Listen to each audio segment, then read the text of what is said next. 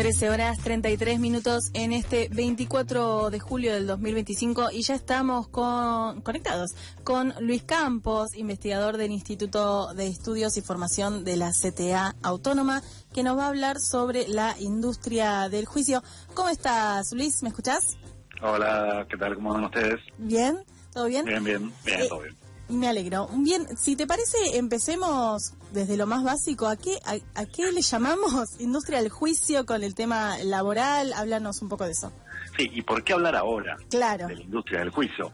Básicamente porque es un tema que recurrentemente algunos medios, fundamentalmente las páginas de La Nación, te diría que es casi el órgano que cada tanto vuelve a intentar instalar el tema, y los gobiernos de turno también, cada tanto vuelven a hablar de la industria del juicio, como si hubiera una especie de actividad litigiosa pensada para llevar adelante de manera industrial, una especie de producción en serie de juicios, fundamentalmente de juicios laborales. En estos días volvieron a salir notas en el Diario de la Nación. El gobierno empezó a hablar de que estaría pensando en iniciativas para acabar con la industria del juicio, sin que se explique muy bien en qué consistiría esta supuesta industria. De vuelta, cuando hablan de una industria del juicio, lo que plantean es que hay líneas generales, que hay muchos juicios laborales, que esos juicios son abusivos y que habría una especie de complicidad entre abogados laboralistas, peritos judiciales, jueces laborales, que condenan a los empleadores a pagar cifras multimillonarias que terminan haciendo quebrar a las pymes. Este es un poco el relato oficial, que aparece con mayor o menor complejidad, con mayor o menor desarrollo, y después va, como este tipo de razonamientos, va ilustrado con algunos casos en particular.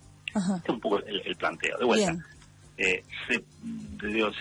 intenta instalar la idea de que hay un grupo de abogados en connivencia con jueces, con peritos y con trabajadores, ¿por qué no?, que producen en serie juicios con el fin de obtener ganancias espurias, y de esta manera afectan el funcionamiento de las pymes, sobre todo de las empresas grandes, pero fundamentalmente de las pymes.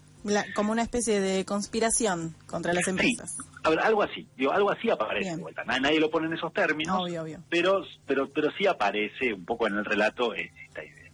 Ahora, cuando te pones a rascar un poco, a ver en detalle de qué están hablando, bueno, lo cierto es que, por un lado, hablan de reclamos judiciales que son multimillonarios. Dicen, por ejemplo, una sentencia de 50 millones de pesos, 100 millones de pesos. Sí. Hablan de actualizaciones que dicen, por ejemplo, bueno, el capital original, es decir, el reclamo original de ese trabajador se incrementó en un 15.000%. Bueno, ¿qué pasó? O sea, ¿qué pasó para que un juez del capital original, es decir, del reclamo original que hizo ese trabajador, esa trabajadora, le aplique una actualización del 15.000%? Claro. Bueno, yo te digo, y mira, un juez le aplica el 15.000%, a vos se te prenden todas las luces de alerta, las alarmas, ¿qué pasó ahí? Bueno, eso pasa cuando vivimos en contextos de alta inflación. Y en contextos de juicios que duran muchísimo tiempo. Porque yo dije 15.000% a propósito, porque es la actualización que, número más, número menos, se está generando en los juicios que responden a créditos laborales de hace 10 años. Es decir, si a vos te despidieron hace 10 años y te tenían que pagar una indemnización por despido, a tu empleador una indemnización por despido, que no es muy cara en nuestro país, insisto, un mes de antigüedad, un mes de salario por año de antigüedad. Sí. Ahora, si no te la pagó en su momento tu empleador y te obliga a hacer un juicio, vos haces ese juicio, y cuando lo vas a cobrar, vos lo que querés es que el monto que te van a pagar en este momento tenga algún tipo de relación con lo que te tendrían que haber pagado en ese momento, más la inflación del periodo. Y sí, si no, 2 pesos con 50 termina siendo. Bueno, claro. Exactamente. Claro. Bueno, ahora, es lo lógico. Sí. Y de hecho, el 15.000%, que puede parecer muchísimo, es, por ejemplo, lo que aumentaron los sueldos de los jueces en estos 10 años. Y que incluso perdieron contra la inflación. La inflación fue un poco más, fue de casi el 17.000%. Bueno, son números que marean, son números que confunden, pero que tienen que ver con esto que es algo al cual nos hemos acostumbrado ya hace mucho tiempo, que es a vivir con alta inflación. Pero de vuelta, un juicio que en los últimos 10 años se actualice por un 15.000%, pierde contra la inflación. Y yo lo ponía en otros términos. A ver, imagínate que en lugar de haberte despedido, a vos te chocaron el auto hace 10 años. Y no te pagó el seguro, no te pagó la persona que te chocó el auto, vos haces un juicio para reclamar que te paguen el arreglo del auto. Sí, y te lo terminan pagando ahora. Bueno, lo mínimo que querrías es que lo que te van a pagar ahora te sirva para lo mismo que tuviste que hacer hace 10 años. Sí, es decir, para arreglar el auto. Claro. ¿Y eso cómo haces? Bueno, lo actualizás por inflación. Bueno, si lo actualizás por inflación incluso da más que 15.000%. Así que esa es la primera cuestión, sobre todo para desarmar esta idea de los juicios multimillonarios, que tienen que ver fundamentalmente con estos niveles de inflación que hemos tenido en los últimos 15 años. Bien. De hecho, ha habido casos que llegaron a la Corte. La Corte dice, bueno, estos porcentajes me parecen algo muy abusivo, pero la Corte tampoco dice cuál debería ser el porcentaje de actualización, porque de hecho sabe que si pusiera algún número, bueno, o lo que va a hacer es licuar los créditos laborales, que es lo que muchos empresarios piden, es decir, que los créditos vayan perdiendo parte del valor a lo largo del tiempo por efecto de la inflación, o va a tener que convalidar estos niveles de actualización por inflación, porque básicamente implica mantener el poder adquisitivo del crédito de manera constante en el tiempo. Claro, claro. Así que diría, esa es la primera cuestión donde se desarma un poco este argumento de la industria del juicio. Hay un segundo argumento que suelen plantear las empresas, que es, bueno, nos ponen multas muy importantes por cuestiones vinculadas a la falta de registro de las relaciones laborales, o a que la relación laboral no se registró correctamente, se paga una parte del salario negro, o la fecha de ingreso que se le puso a ese trabajador no corresponde con la real. Efectivamente, hasta el año pasado existían multas contra los empleadores que no registraban las relaciones laborales. Y estas multas... Eso ya no está. Eso ya no está, claro. La primera cuestión es, eso ya no está. Claro. No se preocupen más, no los van a condenar más a poner esas multas porque ya no están. Con lo cual, hoy, señor empleador, señora empleadora, puede tener no registrado a su trabajador, claro, a su trabajadora, que nadie lo va a molestar por eso.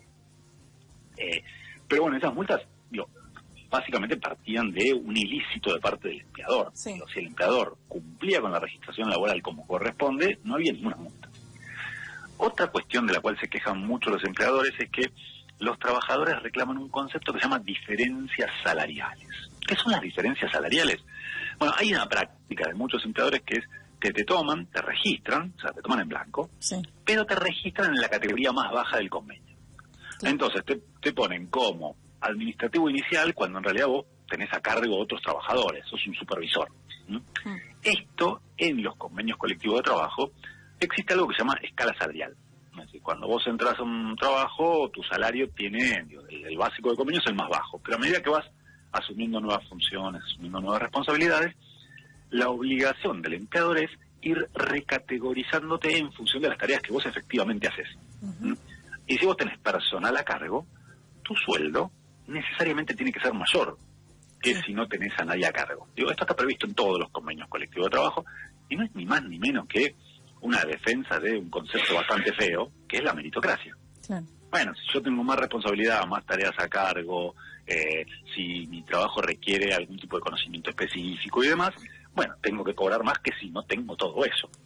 Sí, esto en los convenios colectivos está previsto y muchos empleadores no lo respetan. Bueno, lo que termina pasando es que algunos trabajadores, ni siquiera todos, pero algunos trabajadores, cuando ya esa relación laboral no sigue estando más, dicen, bueno, vos me tendrías que haber pagado como supervisor cuando en realidad me tenías encuadrado, me pagabas como administrativo inicial. Bueno, pagame la diferencia. Claro. Sí, si hubiesen hecho todo bien, no se estarían quejando del resultado. Absolutamente. A ver, cuando empezás a deslindar cuáles son los principales reclamos de los cuales se quejan los empleadores, te encontrás con este tipo de situaciones. Sí. Eso no quiere decir que no haya reclamos abusivos. Eso no quiere decir que no haya reclamos que no correspondan. De hecho, también pasa, ya hay casos donde algún trabajador no fue el mejor trabajador, incluso trabajadores que han cometido ilícitos en su lugar de trabajo y que después hacen reclamos judiciales. Sí. Eso también existe. Lo que pasa es que la mayoría de los casos tienen que ver con estas otras cuestiones que yo te planteaba antes. Sí. Y ahí hay un tema que no terminan de meterse, porque en realidad tampoco les importa, que es que para cualquier trabajador, trabajadora, lo mejor es ni siquiera tener que hacer un juicio para ejercer sus derechos laborales. Bueno, si me despiden, que me paguen la indemnización y yo me voy a mi casa. Sí, tal cual. Y en el peor de los casos, si tengo que hacer un reclamo judicial, lo último que quiere un trabajador o una trabajadora es que ese reclamo judicial se prolongue durante años. Digo, voy a hacer un reclamo laboral para cualquier trabajador o trabajadora en la Ciudad de Buenos Aires o en las provincias, les puede demandar 4, 5, 6 años, claro, hasta cobrar efectivamente lo que le corresponde. E incluso mucho más si estos casos van a la Corte Suprema. Digo, si se corre en todas las instancias judiciales, esto puede llevar muchísimo tiempo. Y para cualquier trabajador o trabajadora, y esto te lo te lo firma cualquiera que trabaja en relación de dependencia, bueno, si a mí me das a elegir, bueno, dame un juicio de un par de meses. sí. Digo, y en un par de meses resolver todo.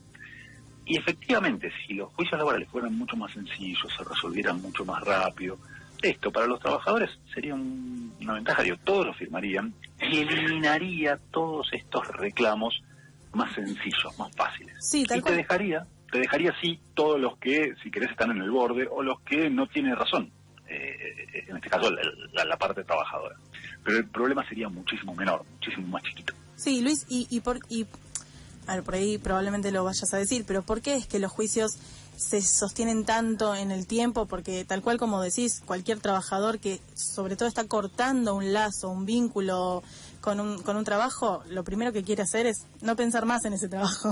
Entonces, es raro que piensen que desde el trabajador está esta propuesta de sostener los juicios. Ahí te diría, hay dos tipos de factores.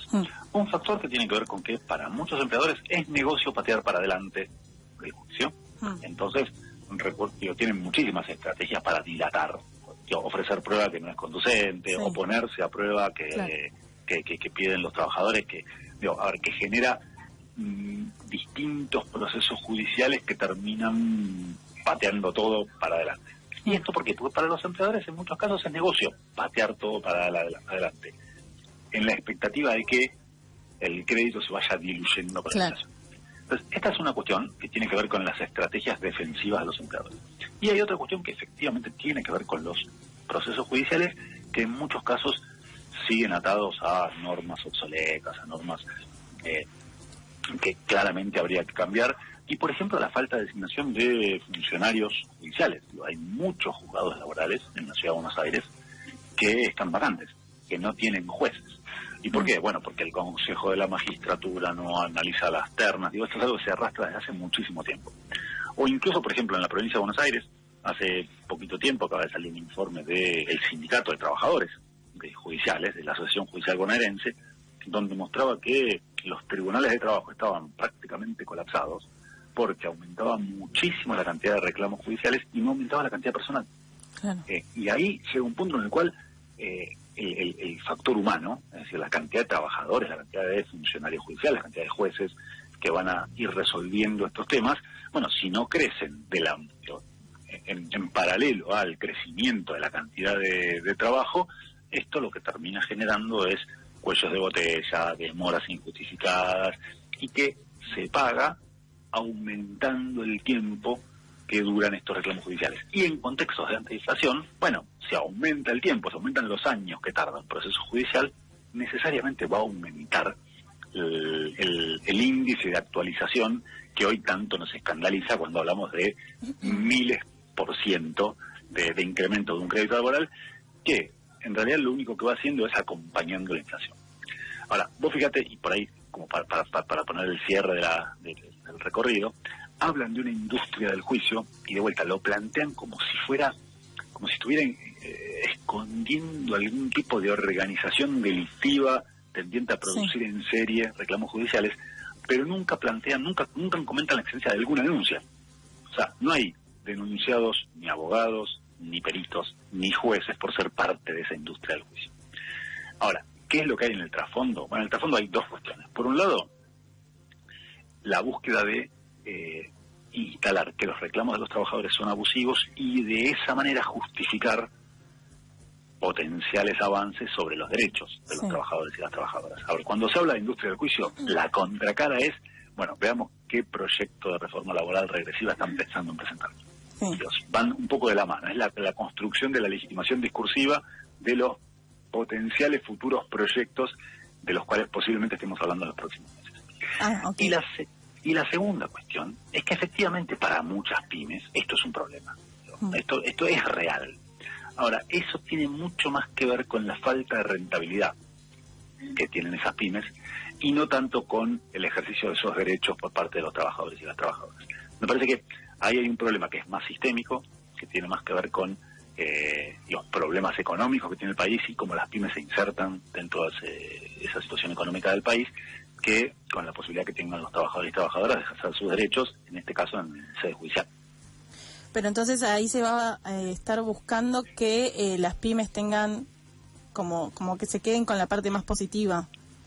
Mira, por ejemplo, uno de los proyectos que estaba dando vueltas era habilitarle a las pymes, por el solo hecho de ser pymes, a pagar las sentencias laborales en 12 cuotas. Es decir, vos tuviste durante 6, 7, 8 años reclamándole a tu ex empleador que te pague la indemnización por despido, lograste que un juez, que la Cámara de Apelaciones, que todos confirmen y dejen firme esa sentencia, y una vez que queda firme, bueno, el empleador va a tener 12 meses para pagar la sentencia judicial. Este es uno de los proyectos que estaba en danza. Y esto lo justificaban con la idea de que, bueno, las pymes son importantes dadores de trabajo en nuestro país. Y por otro lado se van a agarrar de esto que decíamos antes, de los trabajadores, el 1% o menos de los que sí hacen juicios sin realmente, sin tanto justificación. A ver, de hecho, para muchos empleadores, no cumplir con las obligaciones laborales es negocio. Porque a ningún trabajador, la cantidad de trabajadores que reclaman judicialmente por el ejercicio de sus derechos es ínfima en comparación con el total.